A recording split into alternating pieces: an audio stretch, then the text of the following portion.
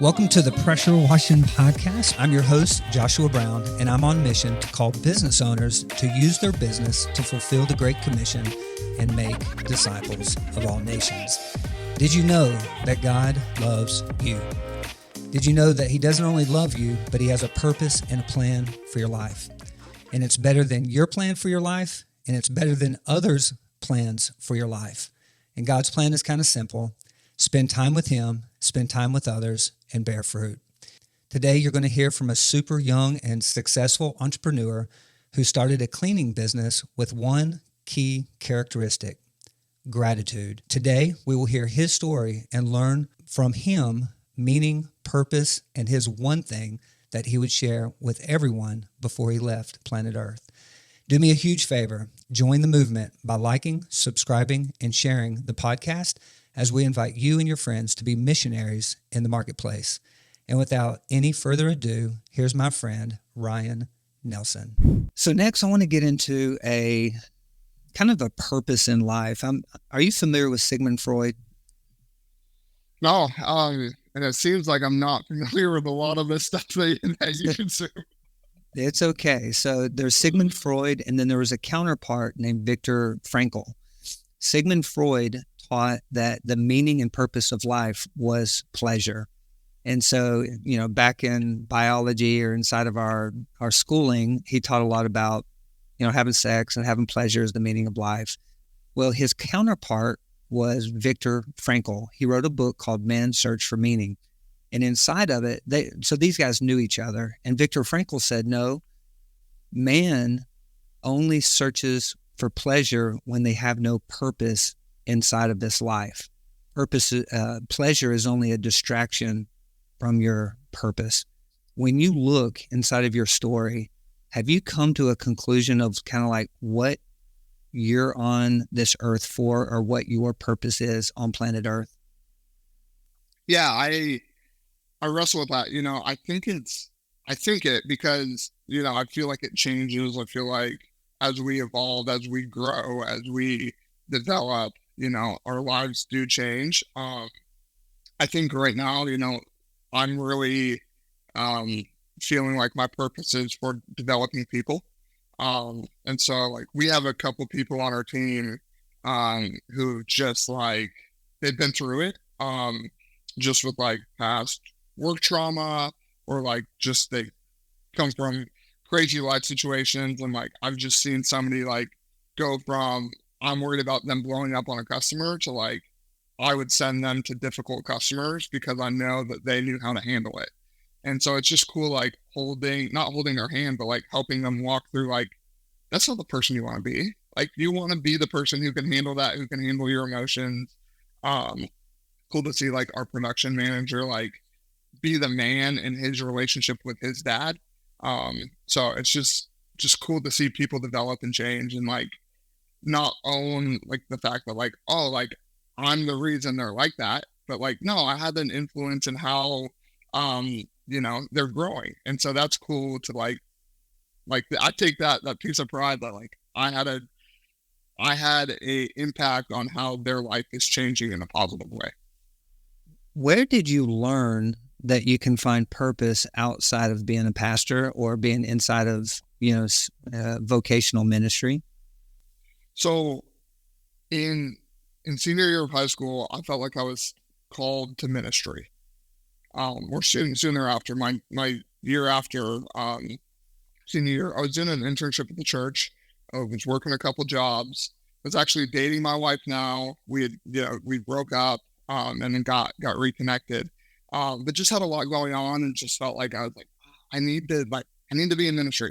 Didn't want to go back to school. That wasn't really an option for me. I was never the studious type as far as like a structured school setting. I love to watch a podcast, to listen to a book, to read a book, learn. I'm not saying that I don't like learning. I love learning. It's a structured school. And so I went and did this internship at a camp, and it was like a year and a half. And I still thought, like, going into that, I was like, this is my road to full-time ministry. We're going to be serving people. I was making like $500 a month. but all my expenses were paid. And so it was like, like $2 an hour is what I was working for, which is awesome. I grew a ton in that season, saw, God do a lot of cool things. But in there, I felt like God called me to business. And my dad has a small business on the other side of the state. But I didn't really know what that meant or when that meant. And so I got out of that year-long internship camp. Was still looking for ministry opportunities. I always thought when I was going to start a business, it was going to be later in life when I was more developed, more equipped. Leaving that internship, I got a job at Verizon. And I loved my coworkers, but I just hated the pushy sales side of it where, if they come in for a phone, they need a connected tablet or they need a connected watch or they need a device for their car. And like morally, I just didn't feel right with it. And I was driving to work. I took the long way one day and saw moths on the roof. I was like, would somebody pay to have that removed? And so that was the start of my business, was like driving to work that I like loved the people, but hated like the aspects of the job, and had this thought of like, would somebody pay me to do that? And, started on a journey that way. It's so good. And I really do think our listeners, one of the reasons we have this podcast is to reach out to a younger demographic, to make you realize that you can be a disciple of Jesus. You can love God and be a missionary inside the marketplace and do it as business. But for whatever reason, when you're in the ecosystem of a church, I didn't hear that. When I got saved, I did not know that you had an option between ministry inside the church or ministry outside the church. I just thought if you wanted to be a minister, you had to be a missionary. And this was actually, I'm going to share with you the definition that the children's department taught children of what a missionary is. It's absolutely mind-boggling. Listen to it. A missionary is called by God. So if you're not called by God, you're not a missionary. You're sent by the church. If you're not sent by a sending church, you're not a missionary. Called by God, sent by the church to teach God in other cultures. So if you're not in other cultures, you're not a missionary, about his love for other people. And so like, if you're growing up as a kid, this is like the denominational missional statement on raising up kids that are going to be missionaries. There is no framework. And so like, in my mind, we need to like encourage everybody that we meet that has a business that loves the Lord or been changed by God to say, wait a minute, I can actually use my business to fulfill God's mission here on planet Earth. But it wasn't what I learned inside of church. And so I didn't know if you had a similar type experience. And what's been cool for us, is my father-in-law pastors, a decent sized church. And like my stories are way cooler than his. Like I'm talking to some of our employees are laborers, like they're having kids, and they bring this news to our production manager, and he saved like 3 or 4 lives in the past 2 years. Just got like them saying like, hey, we're having a kid, should we keep it? And so he was like, yeah, and like, of course you should keep it. Like that's your child. Like you made the decision, have the kid. And so it's like, it's been cool to see like in our, in my day to day, like I don't preach the gospel at our work. I do it how we treat our staff, how we love people, the name of our business. When people ask like, why is it Cornerstone Cleaning? Like that's my opportunity. I'm not going to shove it down your throat. I'm not going to, some of our, employees probably don't even know that like I'm a Christian, which I'm fine with because like we love them. We don't yell at them. We treat them right. And then there are chances where, we take the opportunity to like slow down. Like, okay, this is the conversation where it's like, this is why we love you. Yeah. Yeah. So good. Got a question for you. Who is the greatest leader of all time? I know for many of us, we're going to point to our mom and our dad, or maybe even a coach or a school teacher that made a massive impact in our lives. But if we were to zoom back out of our area and look at the entire globe or of all of human history that we look back on, who do we want to look as a case study as being the greatest of all time. And I think it's going to be very difficult for us to find a greater leader than Jesus Christ. If he is one of the greatest, if not the greatest leader of all time, why don't we talk about it? Why don't we study his leadership, his game plan, his way of making an impact inside of this world? So I want to invite you to join me in my breakout session on Lead Like Jesus. During our time together, I'm going to teach you how to be a mission-driven leader. We're going to walk through the frameworks that I learned from Donald Miller as a certified business coach on how to create a mission statement. And more importantly, if you have a desire to make a difference with your business, we're going to talk about it. One thing we do here is we wash widows' houses in Nashville for free. I've even opened up a nonprofit, and I'll share with you a little bit on how you can do that.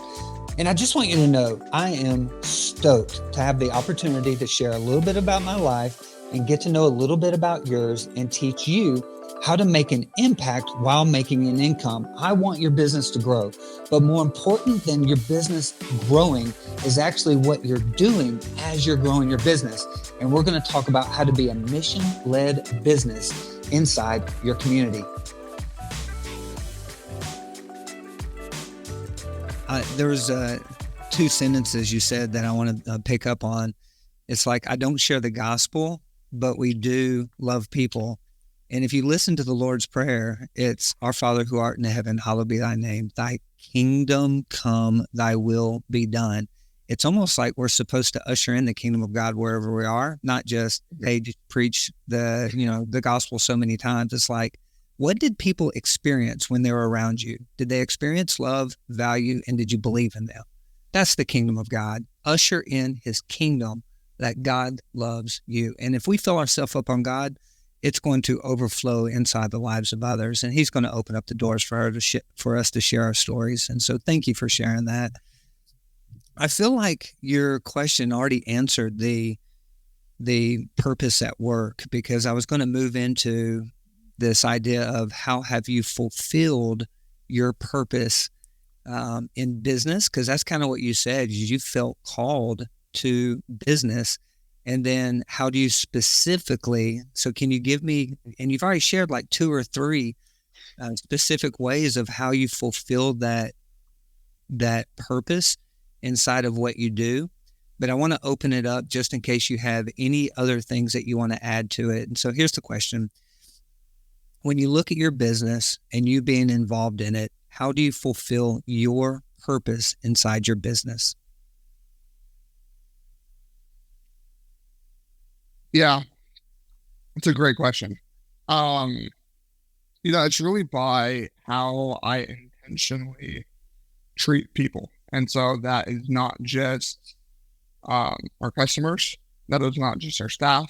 That is potential customers. That's how we, date prospects. That's how we, it's how we interview. It's, when we hire people, we're telling them, like, this is a standard, but like, this is what you're also like receiving. Like, this is how you're going to be treated. You're going to be treated with respect. You're not going to be blindsided by anything. Like, if there's issues we're going to talk about we're not going to yell at you. That's been a big thing for us, is like, a lot of people mess up in their other jobs. Like I said, we have a big military community. It's a thing to like just get reamed and yelled at and like just ripped apart for showing up 3 minutes late, or for not doing things a certain way, or, whatever it may be. And so kind of retraining people on how like a healthy workplace should look is like been pretty cool, being a part of that experience. Yeah, I appreciate you sharing that. And do you remember that you said that gratitude kind of fuels everything that you do? Yeah. Why? Okay. In Luke, Jesus is healing lepers, I think 10 of them. And once the 10 lepers are healed, one comes back. And so as I would, was in my internship at camp, I was like, I'm always going to be the one. For whatever reason, I'm always going to be the one.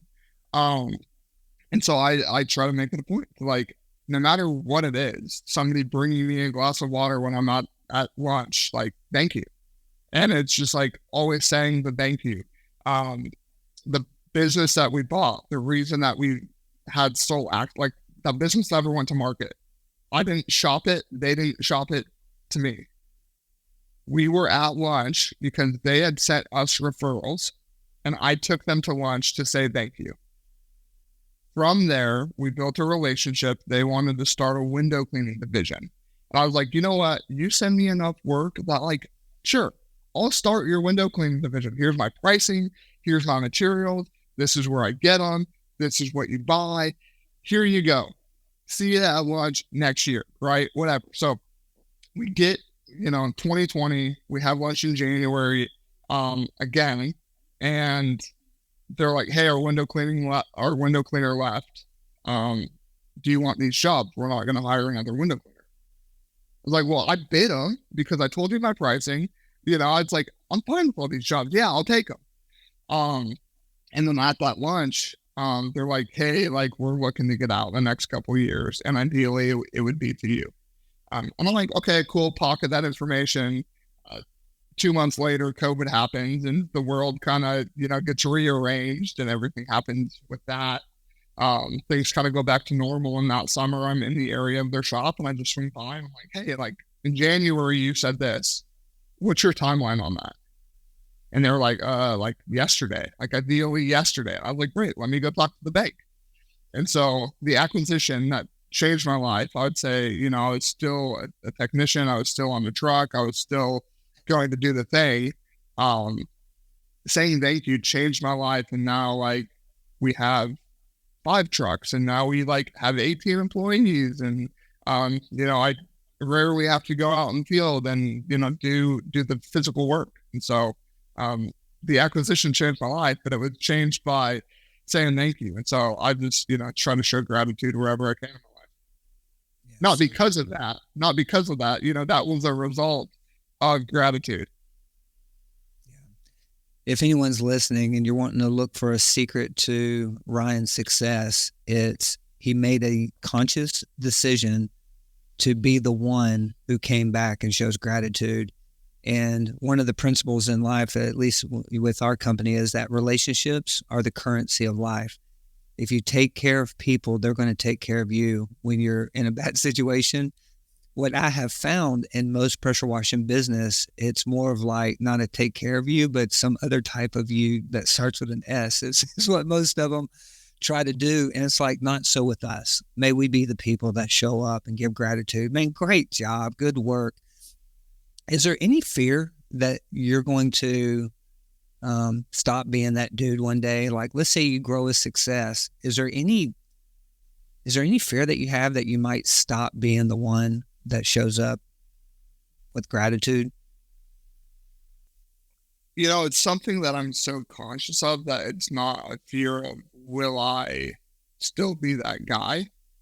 It's more something I've just like remind myself to build in. And then it's like there's areas where I like see seeds of arrogance and I remember that. And like my friends call me out. And so I'm always like, say thank you. I also try to like, whenever somebody points, like I'm really bad at receiving compliments. And so when people compliment me, it's like, deflect. Just because it's not about me. It's about like the team. It's about what we're doing. So like we were out to dinner. This is probably 6 months ago, maybe a year ago. And with the waitress, she was like, oh, do you work at Cornerstone Cleaning? And I was like 2 other people. And I was like, I own Cornerstone Cleaning. And then as she walked away, I was like, oh my gosh, like I'm a jerk. Like, cause it was like me putting my foot down, like that's mine. And it's like, no, it's not. Like everything that I have is God's. And like the success that I currently have is my team's. You get it. So it's not even mine. So I try to remind myself of like those bad situations where I was like, I was a jerk. And like, I'm going to remember that. And like, I'm, trying not to be that guy. And I'm trying to be the guy who says, thank you. And all of that. And Jesse Itzler, I don't know if you know him or, your community does, he's a business personality out of Atlanta, owns the Atlanta Hawks. Marquis Jet was his. He has like a lot of business principles. But one that I took is go to eat at one place in time. And so then you're like building a relationship with the staff. And like when you bring people, the staff knows you. And so you get treated differently. And so like I go to one place in town and it was at that one place. And so it's very cool to be able to like redeem myself with that waitress. Cause it's like, no, we actually like, we built relationship and now like we're cool. It's kosher. It's like nothing else. Hey, I'm going to interrupt for a second because we've got a phenomenal opportunity for you. If you've been thinking about opening your own pressure washing company, I'd like to invite you to a free webinar. There we'll talk about the pros and cons of opening a pressure washing, and you'll get to chat with our team about whether or not you should launch a pressure washing company in your city or not.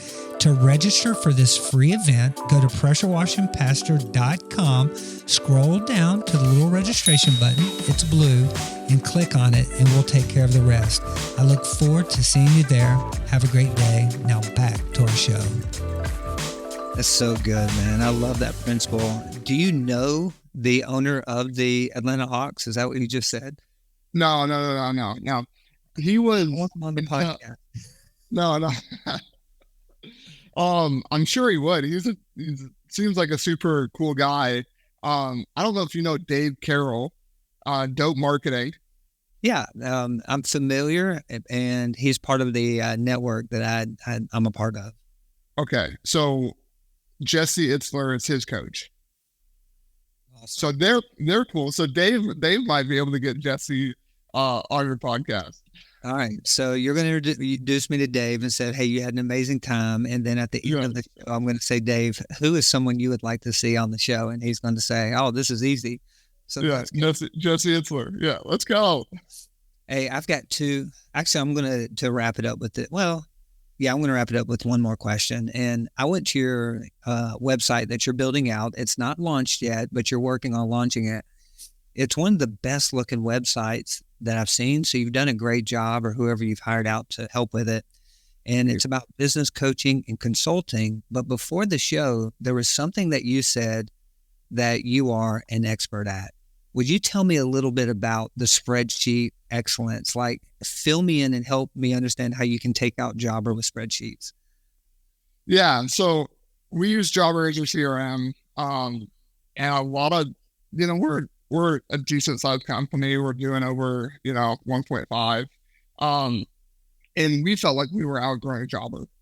And so we shopped around and had we interviewed 10 different CRMs. And actually this off season, we tried to make a switch. A day into the switch, I told our office manager, I was like, I hate it. Like, I know we spent time, I know we've spent money. Like, I'm done. Like, let's go back to Jobber. And she's like, no, it's fine. Well, at 10 o'clock the next morning, she called me and she's like, we got to switch. And I was like, great. Like, let's go back to Jobber. We're going to build some spreadsheets and we're going to make it work. And so what I figured out is how to build spreadsheet formulas based on date ranges, time ranges, zip codes. I could tell you which one of our sales reps is giving the most discounts. I could tell you what zip code city we are selling in most in.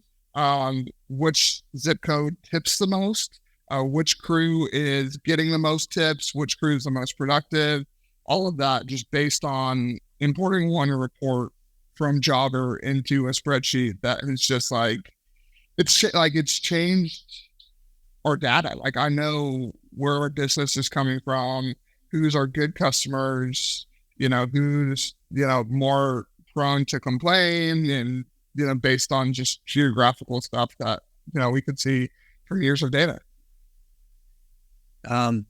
What report do you find most helpful to run in helping you process data with the spreadsheets that you use? Like, which one is your bread and butter? Man, there's three that we run. So we run an invoice report. So that's like jobs invoiced. The other one that we run is quotes. And then the third one is unengaged clients. So people who haven't bought from us in the last year. And so those are the 3 reports that we run. And then we just toggle like the information that the report runs. They tell us different things, right? So the invoice shows us, who's tipped, where the discounts are coming from, all of that. The quotes sent are showing us how our marketing spend is going, and where our customers are actually buying from, and who our sales rep is selling those those jobs. And so I'm not going to name our sales reps, but if Billy is not closing Google leads, but Jimmy is, then we're going to give Google leads to Jimmy instead of Billy. It's just like that can help us drive those decisions on who's getting what type of lead because of how they perform or how they interact. That's super sharp. And why can't we do that with Jobber, House Call Pro, Service Titan? Like, why can't we just go to their CRM and pull those reports? That's a good question. That's a loaded question. I'm not gonna. I don't have a take on that. I know that other platforms that say that they can't. When we tried to switch our CRM, it didn't work out. And in our discovery phase, the questions that were answered yes, when we got to the nitty gritty of let's get this data, let's run this thing, let's do that.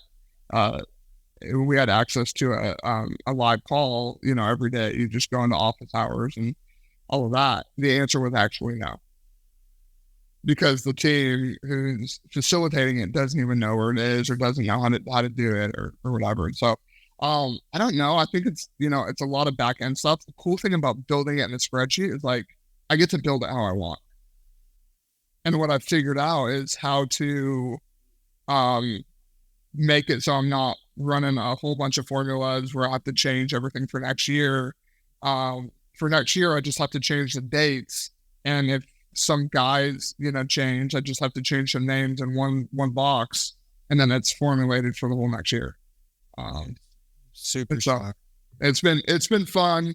It's been a lot of hours just like cranking away, but learning, right? It's the, I'm not going to go to college to learn X, Y, and Z. I'm going to spend 10 hours trying to figure out how to solve one problem on a spreadsheet, which is going to change my life, It's so smart. If someone were interested in following up with you and taking a look at either coaching, consulting, or these spreadsheets, maybe even myself, where can I go and learn more? Yeah. So, excuse me, believeorleave.us. That is believeorleave.us. Yeah, the website's live. I just haven't put together, the bundles of coaching and the packages. As I started this project, I was like, you know what? Like, this is going to be a fun project. I'm going to spend a lot of time on it. And then I just like see small little holes in Cornerstone Cleaning that I'm like, I'm going to plug that before I get started on this. And so it's kind of been on the back burner, but by this summer we're gonna have it all buttoned up, and yeah, and that when it comes back to like this whole like, it's not about me. The business name is Believe or Leave because I didn't want to build a personal brand on Ryan Nelson. I wanted to build a brand around a saying, a phrase, and that actually we were loading something up at Costco, and my father-in-law, his eyes are bigger than his stomach. So he's like, let's go grab some outdoor furniture. Your truck's going to be fine. So we're loading this up, and I'm like, well, we'd better buy some tie-down straps because it looked like we were moving cross country with that, the van that has stuff piled high that can't even go under an overpass. A guy from Costco was like, you're not going to be able to do it. And I looked at him and I was like, dude, like, believe or leave, like, we're getting home in one trip. Like, if you're not gonna believe in this, like, get the heck out. And so I woke up the next morning and I was like, believe or leave, like, that's it. Dude, that's so good. I love that. That's a mission mindset where it's like, believe it or get out of here. I love that mindset. But Ryan, it's been my pleasure to have you as a guest on our show. We'll put your information inside of our show notes, and I look forward in following up with you in about a year or so and seeing how life is going. And so thank you again for being a guest, and until next time, peace.